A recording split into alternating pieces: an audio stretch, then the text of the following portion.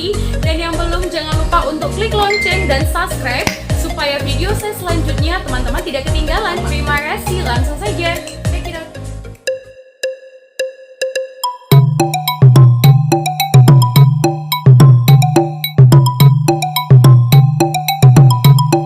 Alkisah teman, berawal dari seorang raja yang mempunyai 7 orang putri, dan si bungsu bernama Nantanpo Emas.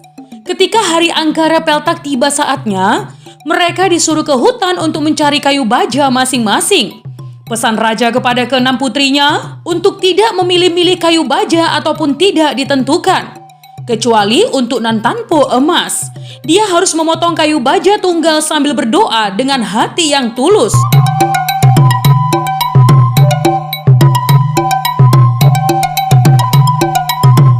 Singkat cerita teman, dia berjumpa dengan seekor monyet yang membantu Nantanpo Emas, ya, untuk mengangkat kayu baja. Dan nama monyet tersebut adalah Sita Gandera. Mulailah si monyet atau Sita Gandera mencoba mengambil hati Nantanpo Emas dengan segala cara. Hingga akhirnya teman, hati Nantanpo Emas luluh dan mereka membuat sebuah perjanjian.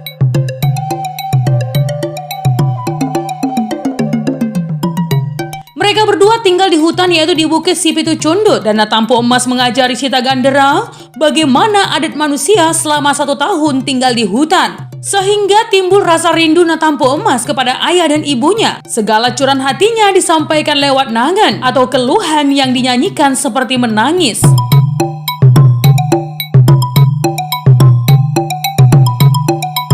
Sita Gandera selalu setia menemani dan mencarikan buah-buahan untuk Nantanpo Emas. Nantanpo Emas menyarankan kepada Sita Gandera untuk mengambil baju berapi-api dan sarung belayan dan kain sori-sori sampur dari istana. Setelah mendapat apa yang mereka inginkan, Sita Gandera kembali ke hutan dan memperlihatkan apa yang telah didapatkannya, sehingga memuaskan hati Nantanpo Emas.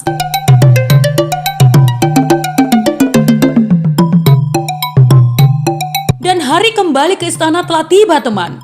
Dan Nantanpo Emas melihat ayahnya semakin tua dan ibunya yang sudah lumpuh dan tidak bergerak. Ya, karena setiap hari menangisi kepergian Nantanpo Emas yang dia kira sudah meninggal dunia. Nantanpo Emas sampai di istana dan langsung memeluk ibunya. Dan kemudian dia menceritakan bahwa pasangannya adalah seekor monyet. Raja dan ibunya menyetujui dan menerima kedatangan Sita Gandera ke istana.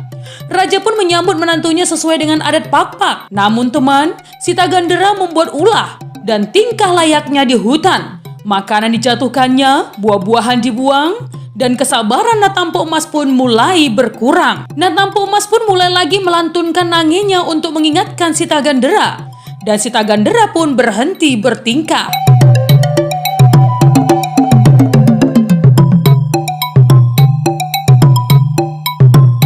Raja menyusun rencana untuk membunuh Sita Gandera. Akhirnya Nantanpo Emas disuruh ke sungai untuk mengambil air. Dan Sita Gandera disuruh ke dapur, di mana Raja sudah menyiapkan 2 anjing ganas yang ditutupi oleh sarung. Ya, untuk membunuh Sita Gandera. Singkat cerita teman, akhirnya Sita Gandera mati. Sekembalinya dari mengambil air, Nantanpo Emas melihat mayat Sita Gandera terletak di kandang ayam, tepatnya di belakang istana. Lalu ia membawa Sita Gandera ke ruang atas istana dan meletakkan Sita Gandera di atas tikar adat berwarna putih dan dengan 7 lembar sirih. Ya, selama 7 hari 7 malam. Anehnya teman, pada hari yang ke-7, Sita Gandera pun hidup kembali oleh karena cinta dan kasih sayang Nantanpo Emas.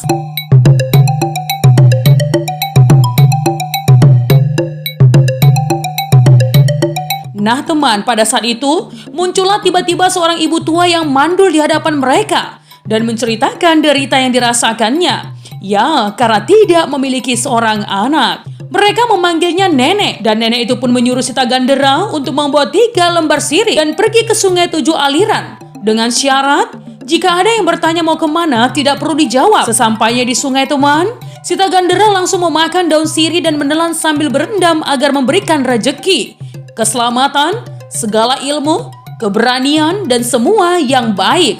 Selama 7 malam, tibalah Sita Gandera pada aliran ke-7, yaitu tempat pemandian raja. Dan setelah sekian lama, akhirnya dia keluar dari air tersebut dan berubah menjadi manusia.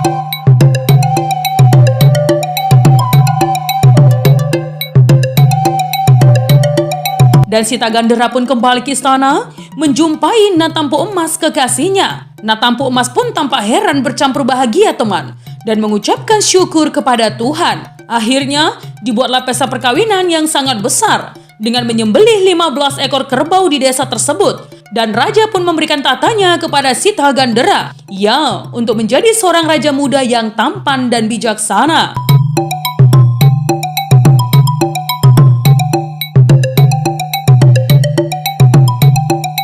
Namun versi lain menceritakan teman, Natampo Emas adalah seorang gadis menawan keturunan marga angkat.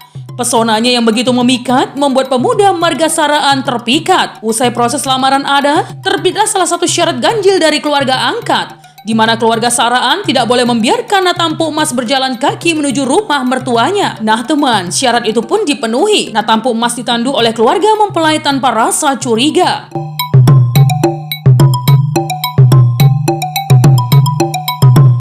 Hari berganti minggu, Natampo Emas tak kunjung keluar dari bilik.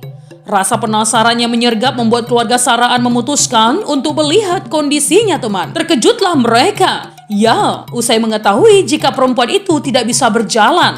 Meski demikian, marga Saraan tetap pada pendiriannya dan memperistri putri angkat itu. Lain pula dengan keluarga yang tidak terima dan menganggap jika hanyalah beban baru di tengah keluarga. Merasa tak tahan, Natampo Emas pun melarikan diri ke Lebu atau kampung.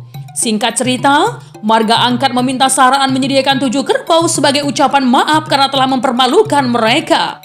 Tetapi permintaan itu tak kunjung dipenuhi teman. Hingga suatu ketika, marga angkat hendak mengadakan suatu pesta besar. Nah teman, sempat terjadi cekcok lantaran Saraan menganggap 7 kerbau itu sudah impas karena Natampo Emas sudah diterima kembali oleh keluarga Saraan. Tetapi karena takut, mereka akhirnya tetap memberikan 1 kerbau. Keanehan mulai terjadi teman. Ya, saat kerbau itu dibawa, seketika terjadi guntur dan membuat kerbau itu berubah menjadi batu.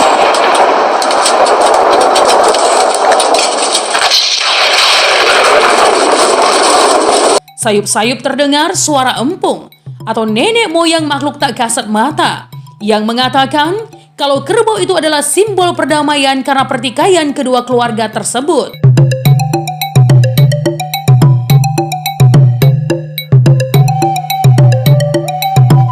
Nah teman, itu tadi adalah legenda Natampo Emas. Jika ada kesalahan dalam penyampaian legenda, mohon dimaafkan ya teman. Untuk kritik dan saran yang membangun, langsung saja tinggalkan di kolom komentar. Menjadi bijak, menjadi cermat itu penting. Terima kasih teman.